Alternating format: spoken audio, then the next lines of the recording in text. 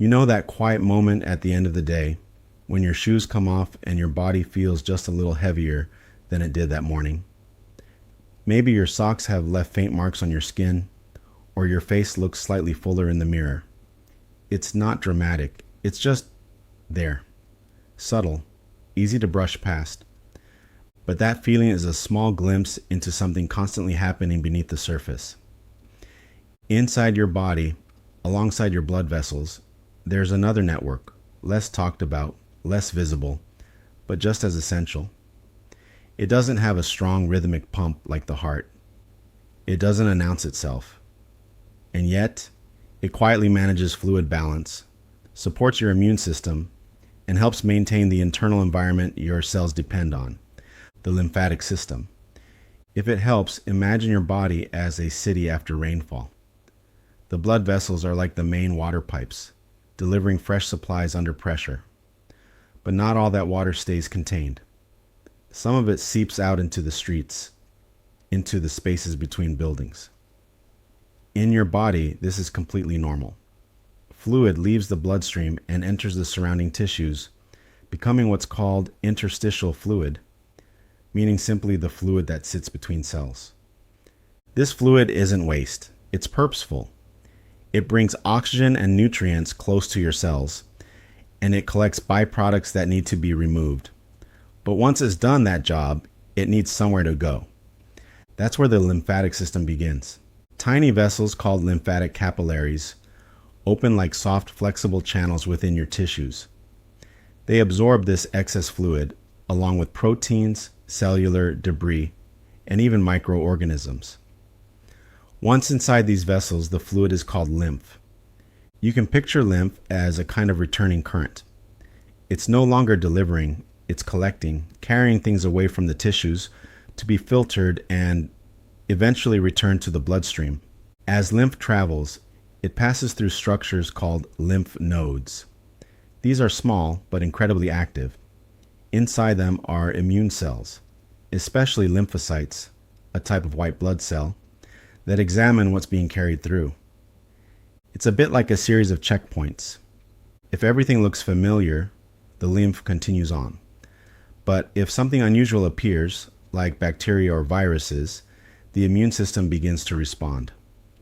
That's why lymph nodes can become swollen or tender when you're unwell. It's not random discomfort, it's activity, processing, protection. And here's something that often goes unnoticed. The lymphatic system doesn't move fluid on its own in the same way the heart moves blood. Instead, it relies on you. Movement of your muscles gently compresses the vessels, pushing lymph forward. Breathing changes pressure inside your chest and abdomen, helping draw fluid upward. Even small shifts in posture influence how lymph flows. So if you think about a day where you've been sitting for long periods, working, traveling, resting, you might notice that slightly heavy or swollen feeling more than usual. Not because anything has gone wrong, but because the system is moving more slowly. It's a passive system in an active body, and that relationship matters. There's also a fascinating connection between the lymphatic system and your digestive system. In your small intestine, specialized lymphatic vessels called lacteals absorb dietary fats. These fats don't go straight into the bloodstream. They travel through the lymphatic system first, eventually entering circulation near the heart. So in a quiet, unseen way, the lymphatic system is also involved in how your body processes and distributes nutrients. Another lesser-known detail is how closely this system is linked to your skin.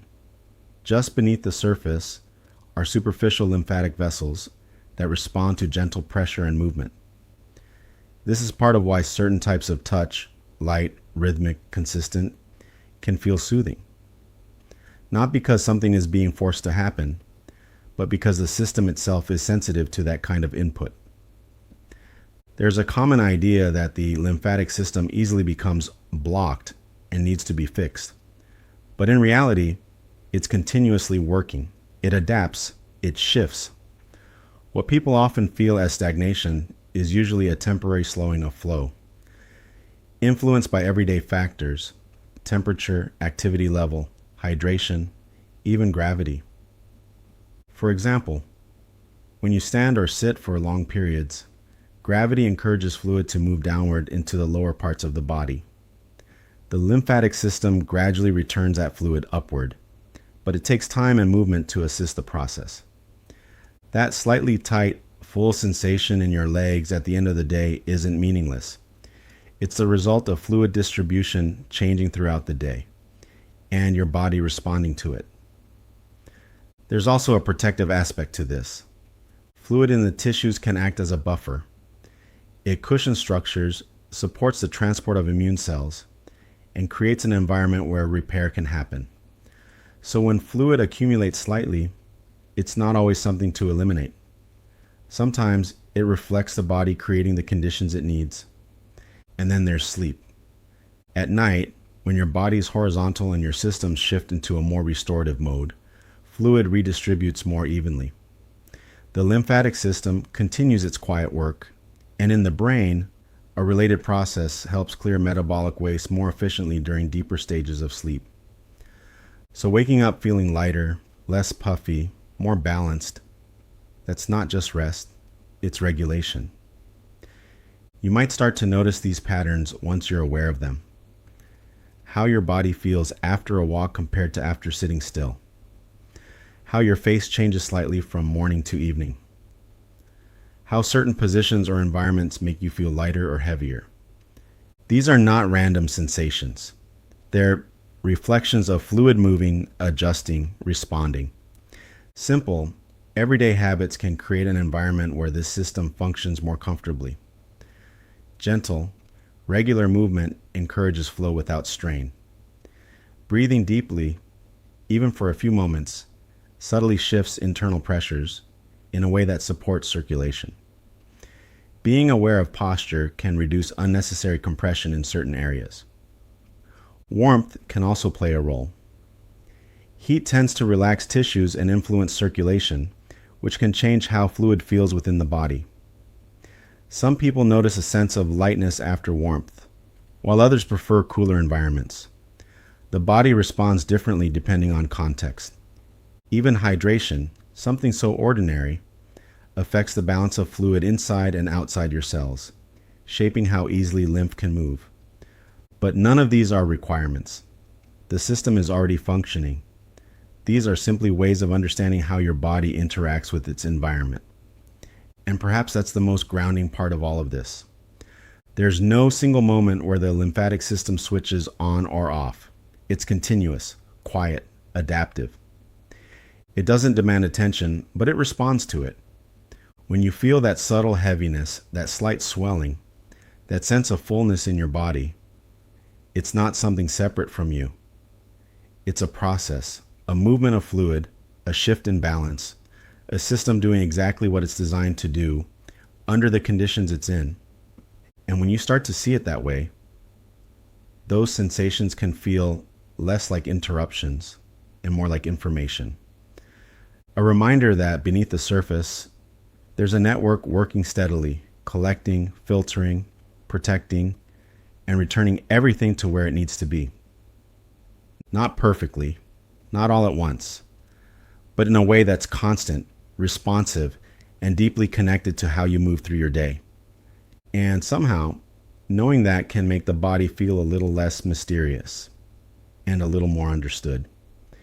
Here are 5 lesser-known, science-backed ways your body naturally supports lymphatic flow, framed in a way that helps you understand what's actually happening inside. 1. Slow nasal breathing, especially with longer exhales. Your diaphragm, the breathing muscle under your lungs, acts like an internal pump. When you breathe slowly through your nose and extend your exhale, pressure inside your chest drops more gradually. This creates a gentle suction effect that helps pull lymph upward through the thoracic duct, the main lymph vessel. Most people don't realize breathing isn't just for oxygen. It physically moves fluid. 2. Gentle skin stretch, not pressure. Lymphatic capillaries sit just under the skin and respond more to stretch than deep pressure. Lightly moving the skin in small, slow motions can open tiny flap-like structures in these vessels, allowing fluid to enter more easily. This is why very light touch can sometimes feel more effective than deep massage. It's interacting with the right layer. 3. Eye and jaw movement. It sounds unusual, but areas like the face and neck are dense with lymphatic vessels.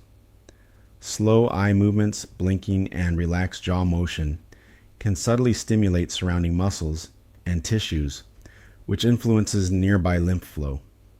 Think of it as micro movements creating small shifts in fluid, not obvious, but continuous. 4. Alternating temperature exposure, mild heat to cool. Warmth causes vasodilation, blood vessels widening, which increases fluid moving into tissues. A brief cooler exposure afterwards can encourage vessels to constrict again. This contrast creates a natural push-pull effect on fluid movement, indirectly supporting how lymph is redistributed. 5.